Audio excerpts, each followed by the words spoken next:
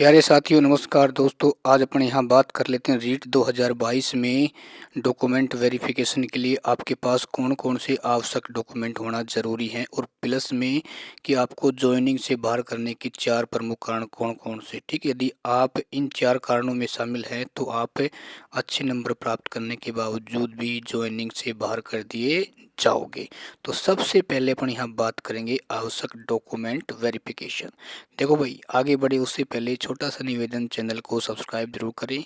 दोस्तों, आपके पास 10वीं की मार्कशीट व रीट का सर्टिफिकेट होना आपके पास जरूरी। ठीक है, पहला डॉक्यूमेंट। दूसरा है ग्रेजुएशन की मार्कशीट प्लस में इसकी डिग्री दोनों होना आवश्यक है। ठीक है, तीसरे नंबर पे रहेगा बीएड बीएसटीसी की मार्कशीट और प्लस में डिग्री। कहने का मतलब ग्रेजुएशन वह आपकी बीएड और बीएसटीसी की मार्कशीट के साथ साथ आपके पास डिग्री भी होना ज़रूरी है। यदि आप अभी तक अपनी कॉलेज से लेकर नहीं आए हैं तो उसे जल्दी से प्राप्त कर लें। उसके बाद जाति प्रमाण पत्र आपका 6 माह से पुराना नहीं होना चाहिए और एक आपके पास मूल निवास प्रमाण पत्र।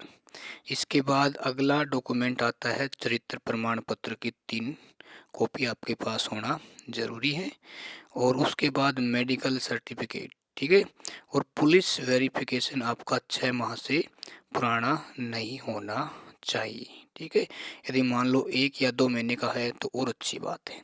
उसके बाद वेरी इम्पोर्टेंट है विवाहित अविवाहित प्रमाण पत्र। यदि आप विवाहित हैं तो उसका भी प्रमाण पत्र होना चाहिए, यदि अविवाहित हैं तो उसका भी आपके पास प्रमाण पत्र होना चाहिए।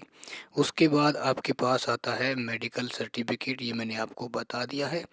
और एक आपको घोषणा पत्र व शपथ घोषणा पत्र की आवश्यकता पड़ेगी। ठीक है, ये तो थे आपके डॉक्यूमेंट वेरिफिकेशन के लिए आवश्यक डॉक्यूमेंट जो आपके चेक किए जाएंगे। ठीक है ना, ये डॉक्यूमेंट होना आपके पास बहुत ही ज़रूरी है।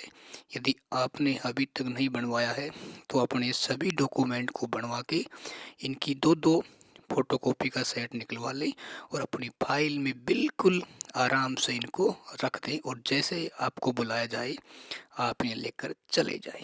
अब साथियों, सबसे इम्पोर्टेंट बात करते हैं कि ज्वाइनिंग से बाहर करने के 4 ऐसे कौन कौन से कारण हैं। देखो साथियों, सबसे पहला कारण है अमान कॉलेज से आप डिग्री प्राप्त करना। यदि मान लो आप किसी भी ऐसी कॉलेज से डिग्री प्राप्त करते हैं जो भारत सरकार द्वारा क्या नहीं है, प्रमाणित नहीं है, तो आपको तुरंत बाहर कर दिया जाएगा, चाहे आपकी रीट में 96% ही क्यों ना हो। ठीक है, अच्छा, उसके बाद आता है दूसरा नंबर पे कास्ट सर्टिफिकेट।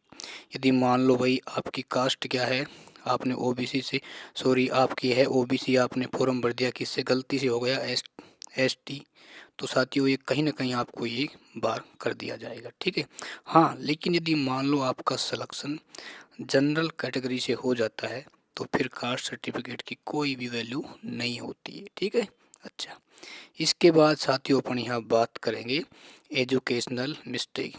एजुकेशनल मिस्टेक का मतलब यदि आपके कोई भी डॉक्यूमेंट में भाई कोई भी मिस्टेक पाई जाती है, आपने उस समय फॉर्म को भरते समय आपने वो डॉक्यूमेंट लगाए हो और आप ज्वाइनिंग के समय जो डॉक्यूमेंट वेरिफिकेशन होता है उस समय यदि आपने वो डॉक्यूमेंट दिखा रहे हैं तो आपको तुरंत बाहर कर दिया जाएगा। ठीक है, अच्छा, चौथे नंबर पे आता है नाम स्पेलिंग व जो आपकी स्पेलिंग में जो गैप होता है अक्षरों का, ये कोई इम्पोर्टेंट यहाँ पर रोल नहीं रखता है। ठीक है, क्योंकि इसमें तो एक एफिडेविट भी चल जाता है नाम स्पेलिंग में कुछ मिस्टेक होने पर। ठीक है, अब साथियों पर यहाँ बात करना चाहेंगे ज्वाइनिंग कब तक हो सकती है।